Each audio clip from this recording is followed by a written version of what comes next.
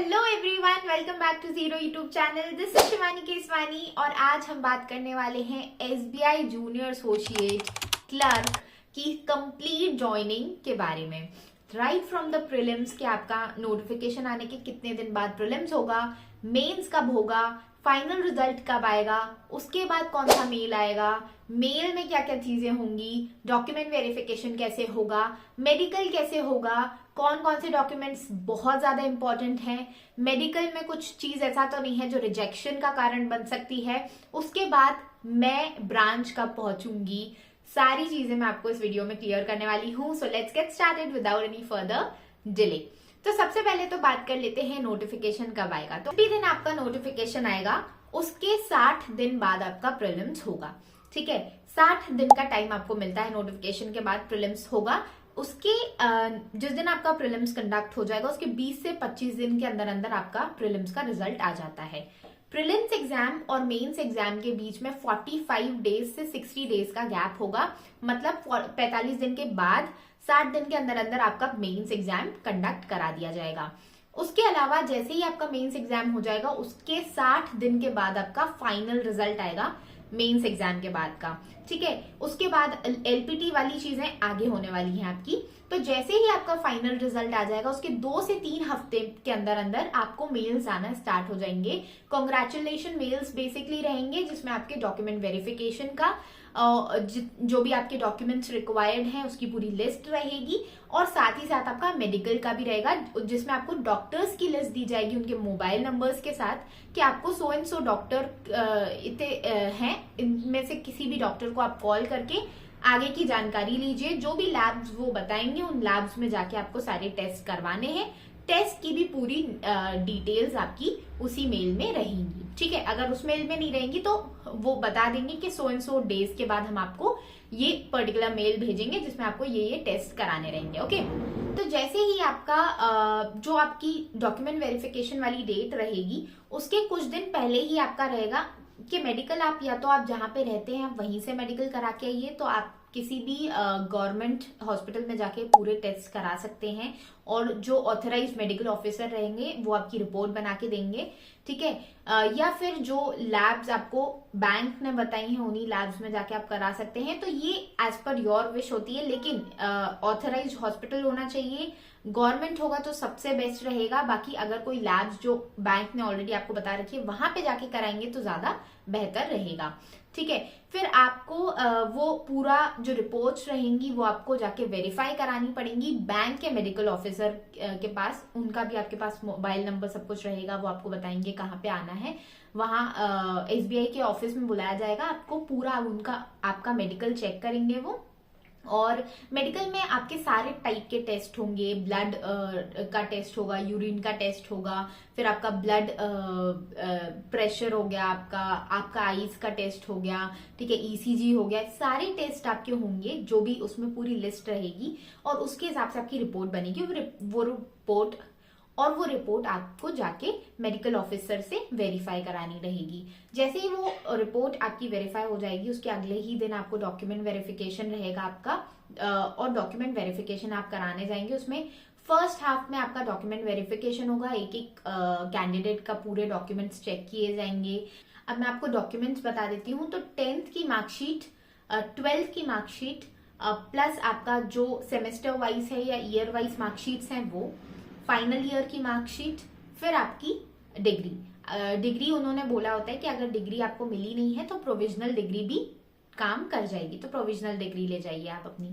Plus आपको वो फिर नंबर ऑफ डेज भी बताएंगे कि आपको अपनी ओरिजिनल डिग्री भी प्रेजेंट करनी है। ठीक है, इसके अलावा अगर आप किसी कास्ट से बिलोंग करते हैं, SC ST OBC EWS, तो आपको उसके पर्टिकुलर कास्ट सर्टिफिकेट ले जाने हैं। फिर आपको अपना एक आईडी सर्टिफिकेट, आइडेंटिटी सर्टिफिकेट का वो पूरा फॉर्मा देंगे, प्रोफॉर्मा, उसको आपको साइन कराना रहेगा गजेटेड ऑफिसर्स से। उसकी भी आपके पास एक लिस्ट होगी कि डॉक्टर्स से करा सकते हैं या गवर्नमेंट ऑफिशियल से करवा सकते हैं या किसी गवर्नमेंट स्कूल के प्रिंसिपल से करा सकते हैं या पोस्ट मास्टर से करा सकते हैं। ये सारी चीजें रहेंगी, तो उसमें से किसी एक ऑफिसर से आपको वो एक या दो ऑफिसर से आपको साइन कराना रहेगा, और बैंक के मैनेजर का भी रहेगा एक, तो एक बैंक मैनेजर से आपको साइन कराना रहेगा। इसके अलावा आपको करना रहेगा जो आपके रेफरेंसेस, दो आपको रेफरेंसेस देने रहेंगे, जिसमें आपके कोई भी रिलेटिव्स हैं या नेबर्स हैं, आप उनका नाम दे सकते हैं। वहां पे आपको बेसिकली आपको वेरीफाई करने के लिए वो वहां पे कॉल करके पूछेंगे कि सारी चीजें आपके बारे में सही हैं या नहीं है। तो ये चीज कंप्लीट हो गई। अब इसके अलावा ये सारे डॉक्यूमेंट्स आपके वेरीफाई होंगे फर्स्ट हाफ में, और फिर उसके बाद आपका लंच होगा। लंच भी will be provided by SBI. बहुत ही शानदार लंच होगा आपका जिस दिन होगा। आप उस दिन को ना थोड़ा सा विजुअलाइज कीजिए, बहुत बहुत मजा आएगा सच में। उसके बाद फिर आपका एलपीटी होगा। अगर आपने 11th 12th 10th या 12th में आपने वो लैंग्वेज पढ़ी है जो स्टेट लैंग्वेज है, तो आपका एलपीटी नहीं होगा। अगर नहीं पढ़ी है तो एलपीटी होगा। मेरा एलपीटी नहीं हुआ था क्योंकि मैंने राजस्थान से ये एग्जाम दिया था और वहां की हिंदी लैंग्वेज थी, तो मेरी 10th क्लास में हिंदी थी। ओके, वो मार्कशीट में लिखी होनी चाहिए 10th या 12th क्लास की मार्कशीट में।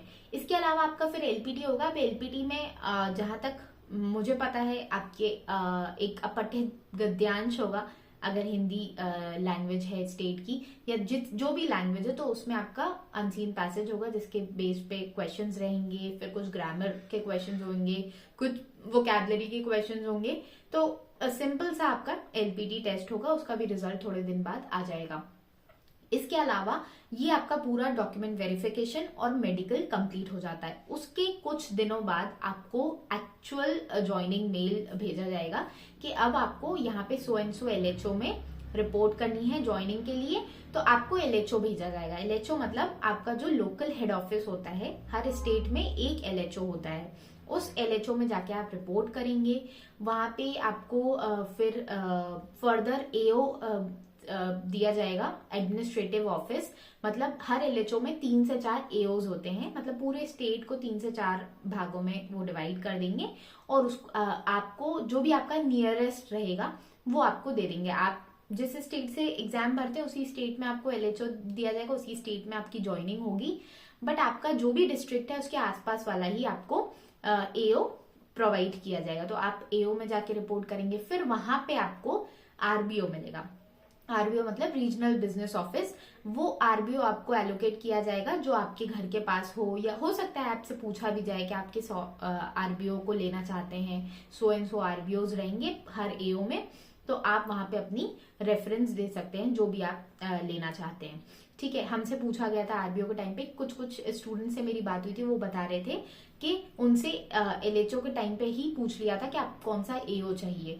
तो वो डिपेंड करता है, वेरी करेगा, हर एलएचओ की अलग कहानी रहेगी। तो आपको जहां पे भी पूछा जाए आप वहां पे अपनी इच्छा बता सकते हैं। ठीक है, उसके बाद आपको आरबीओ दिया जाएगा, और आरबीओ में आपको जाके रिपोर्ट करना है। वहां से आपको ब्रांच एलोकेट होगी। ठीक है, तो मतलब आप मान लीजिए कि जिस दिन आपको ज्वाइनिंग के लिए बुलाया गया है उसके 2-3 दिन बाद आप ब्रांच में पहुंच जाएंगे। ठीक है, फिर आपका जो ब्रांच का नॉर्मल वर्क है वो स्टार्ट हो जाएगा। तो ये थी आपकी पूरी कहानी। जिस दिन से नोटिफिकेशन आएगा उसके इतने महीने आप पूरा काउंट कर लीजिए कितना महीना आपको लगेगा। उसके बाद आप ब्रांच में बैठे हुए होंगे, कस्टमर्स के साथ बात कर रहे होंगे।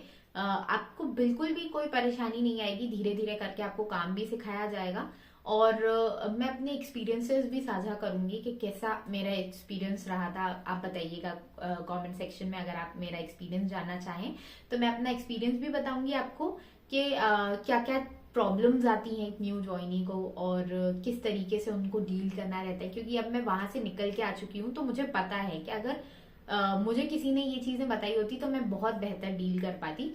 तो वो चीजें मैं आपके साथ जरूर शेयर करूंगी आप चाहेंगे तो।